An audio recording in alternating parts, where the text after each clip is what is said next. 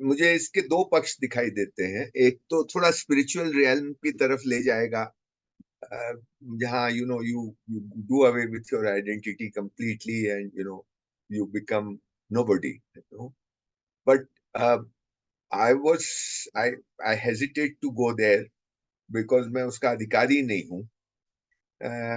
हालांकि वो मेरी जर्नी हो सकती है, वो एक अलग मामला है, but to talk about it I don't think I am qualified. But I look at it more from the perspective of modernity, that how we get caught in our own self-made images, our self-made identities. And then the whole life we end up just justifying that. And there, just what you said about this ordinary rational mind, yes, this is one aspect of the ordinary rational mind, that then they start the what becomes more important is their own identity and not the truth. So even if there is something in front of them which others can see, they won't be able to see because they have to justify their own identity to themselves. So this happens very often. आप देखेंगे जो लोग ideologies में फंस जाते हैं, मतलब example के तौर पे मैं बोल रहा हूँ, जो कोई आइडियोलॉजी में फंस जाते हैं या कोई कोई काम ऐसा कर रहे हैं जिसमें कि उनको सो कॉल्ड सक्सेस मिली है, तो उस काम की, let's say business, let's say industry, let's say money making business, उसमें कोई किसी को सक्सेस मिल गई, तो फिर उसके जितनी उसकी डिमांड है उस बिजनेस की, उसको ही जस्टिफाई करने में वो उस हर चीज को उसी पर्सपेक्टिव से देखता है। कोई आइडियोलॉजी में फंस गया तो हर चीज को उसी आइडियोलॉजी से देखेगा, क्योंकि उसकी आइडेंटिटी उसके साथ है। और इसमें मान लो मैं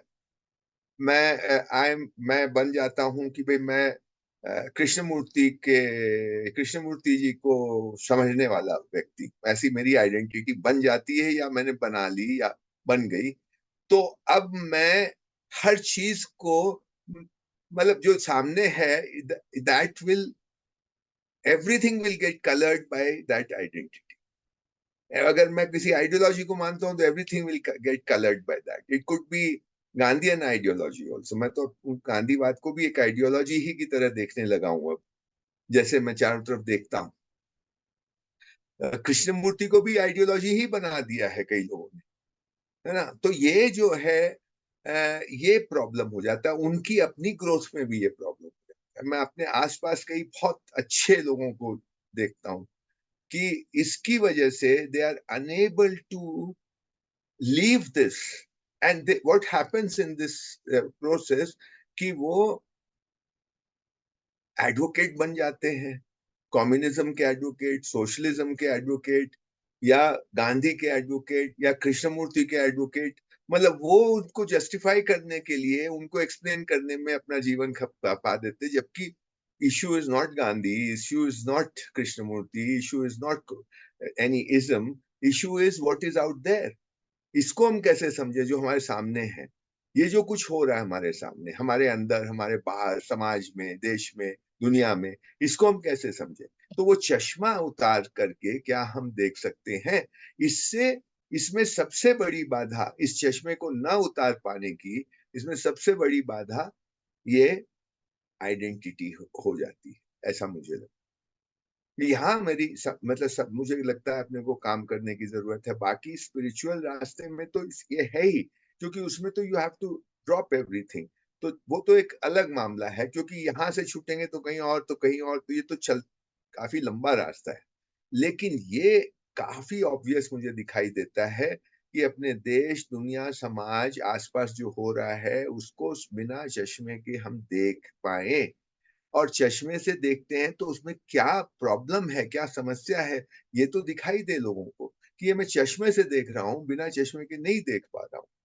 मतलब इसका मतलब ये नहीं है कि मैं ये क्लेम करूं कि मैं बिना चश्मे के देख रहा हूं, but at least I am aware that we are seeing it through some framework. This framework is problematic, and more problematic if you don't recognize that I am seeing through a framework. If you are aware that I am seeing through a framework, then there is a way out. But if you don't see that there is a framework and yet there is, you are seeing through that framework, then there is no, कोई तरीका ही नहीं है उससे बाहर निकलने, क्योंकि आप देख ही नहीं पा रहे कि आप एक फ्रेमवर्क से देख रहे हैं, आप एक चश्मे से देख रहे हैं। और यहाँ पे ये जो अपने जो कार्यशालाएं करते हैं, अपना एक तरह का प्रयास यही रहता है कि ये एक तरह की,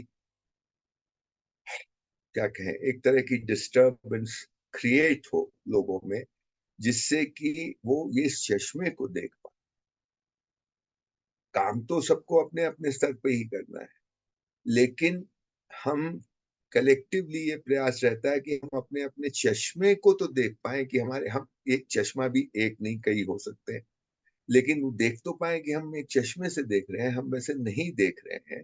और ये एक एक इच्छा जागृत हो कि हमको उस चश्मे को से मुक्त होना है, तभी हम देख पाएंगे, तभी हम समझ पाएंगे, तभी हम पहचान पाएंगे। बाकी तो सब मेक बिलीव हो रहा है। जी, हम हमारी शिक्षा ने एक तो हमको टोटली एक्सटर्नलाइज कर दिया है, देखने का तरीका ही एक्सटर्नल बना दिया। सो देर ये मैं समझता हूँ, जैसे वेस्ट में ये बहुत बड़ा प्रॉब्लम है, that they are unable to understand Indian way of looking at things. And when I say Indian way, I am not saying people like from एक जो हमारा पुराना तरीका रहा है या जो हमारे त्व में रहा है, उसको समझने में उनको बहुत समस्या होती है, क्योंकि उनके परंपरा में ये नहीं रहा है। अब अंदर से देखना, और जो एक्चुअलिटी है वो ये है कि आप अंदर से ही बाहर देखते हैं, लेकिन you are oblivious to it. और तो आप हर चीज को आप ये मान कर चल रहे हैं कि बाहर से ही सब कुछ हो रहा है, बाहर से ही हम समझ रहे हैं, बाहर से उसका जो रिफ्लेक्शन अंदर हो रहा है, you are completely oblivious to it. हो तो रहा है, but you are oblivious to it, you are taking it, मतलब वो ऑटोमेटिक मोड में चला गया है, अवेयरनेस नहीं है उसके प्रति। ये शिक्षा ने हमको कंप्लीटली क्या कहते हैं, वो इम्यूनाइज कर दिया है या इंडोक्ट्रिनेट कर दिया है कि वो जो अंदर जो प्रोसेस चल रहा है उसकी तरफ कंप्लीटली हमको हम पर्दा डाल दिया है। हो तो रहा है, पर हम उसको देखते ही नहीं है, क्योंकि कोई कोई ध्यान ही नहीं किसी ने दिया। और फिर हम देखिए, ये एक और जो चीज है उस पर ध्यान, मतलब थोड़ा कठोर हो जाता है ये बोलना, लेकिन हम बच्चे की ट्रेनिंग शुरू से ये उसको एक ये दे देते हैं कि उसका motivation comes from appreciation, outside appreciation, which is not, it is not either और, कि आप उसको अप्रिशिएट मत करिए, ये मैं नहीं कह रहा, but you have to be very careful about, कि वो कहीं उसकी लत ना लग जाए, उसको एडिक्शन नहीं हो जाए उसको अप्रिसिएशन का, कि वो अप्रिसिएशन के लिए फिर पूरी की पूरी जिंदगी उसी में लगा देता है कि मुझे लोग अप्रिशिएट करें, तो मैं उसी से मोटिवेशन मिलेगा। मतलब we are not making the person independent, we are making them completely dependent on others. This is happening on a mass scale. This is happening in modern education, in modernity. So we are, instead of making our children or our people more independent, we are making them dependent in every aspect, internally as well externally. मतलब dependent for food, dependent for all the things. We have no skills that we can grow our own things. हमारे पास कोई skill ही नहीं रह गए। हमको तो नौकरी करनी है, कुछ ऐसा काम करना है जो बेजान है, और उसमें पैसे कमाने हैं, और फिर उन पैसे से उन वस्तुओं को खरीदना है जो असल वस्तुएं हैं, जिससे हमारा जीवन चलता है। एक तो हम, एक तरफ तो इधर हम निकम्मे हो गए, दूसरी तरफ इमोशनली और स्पिरिचुअली भी हम निकम्मे हो गए कि हमको दूसरों से मोटिवेशन मिलेगा, हम सेल्फ मोटिवेटेड है ही नहीं। अप्रिसिएशन दूसरा दूसरा पहचानेगा तो हमारी पहचान बनेगी, दूसरा अप्रिशिएट करेगा तो हम खुश होंगे। तो हमारे पास कोई आधार ही नहीं रह गए कि हम खुद में स्वतंत्र हों और हम ये पहचान सकें कि मैं ठीक हूं भाई, आई एम ऑल राइट। ये इसका मापदंड हमारे पास नहीं रह गया, ये दूसरों से हमको फीडबैक मिलता है तो हम बोलते हैं हम ठीक। ये हालत हमारी है मॉडर्न आदमी की, साधारण आदमी की नहीं है, जो पढ़ा लिखा नहीं है, जिसको हम कहते हैं। अब ये जो मजदूर उत्तराखंड की सुरंग में अंदर गए, आप, मैं तो दंग हूं। मतलब वो लोग सुरंग में थे, कितने दिन थे, 17 दिन 18 दिन थे। और वो जब बाहर आए उनकी बातचीत सुनिए, उनकी बॉडी लैंग्वेज देखिए और इमेजिन करिए कि हम जैसे लोग मतलब यानी पढ़ा लिखा समाज, दिल्ली के लुटियन की दिल्ली का समाज या और जेएनयू के बच्चे उधर होते या हम जैसे होते, तो हमारी क्या हालत हुई होती? हमको तो लगता है हम आधे तो मर गए होते पहली बार, क्योंकि हमें कोई फेथ ही नहीं है।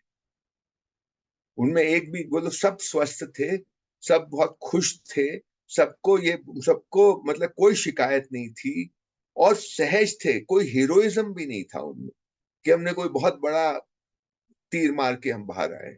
They were so normal. I was amazed at that their normalcy, in every sense of the word. हम जाते तो हम ड्रामा करते, हम घबरा गए होते, हम घुट गए होते।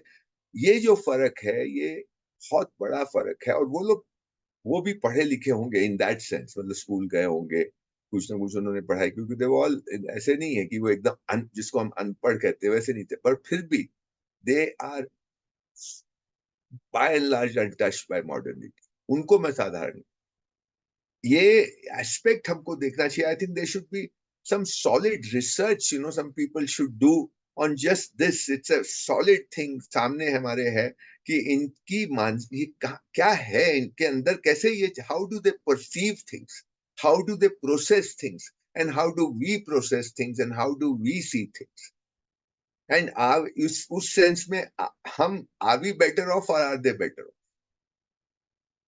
You know it will reveal so many things. This पहचान business, I don't think they have a problem about all that. कोई problem नहीं है उनको।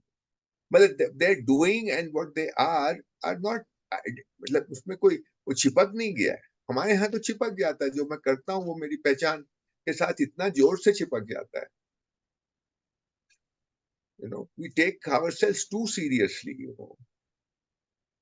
Uh, this is I mean it is मुझे तो ये लगता है, देखो मैं सब लोग हमको थोड़ा एक्सट्रीमिस्ट मानेंगे कि आधुनिकता is a disease and I am afflicted with it, I am not out of it, yes, to to थोड़ा या ज्यादा रूप में मैं भी उससे एफ्लिक्टेड हूँ, पर ये डिजीज तो है, बहुत तरह से इसने हमारे दिमाग को खराब किया।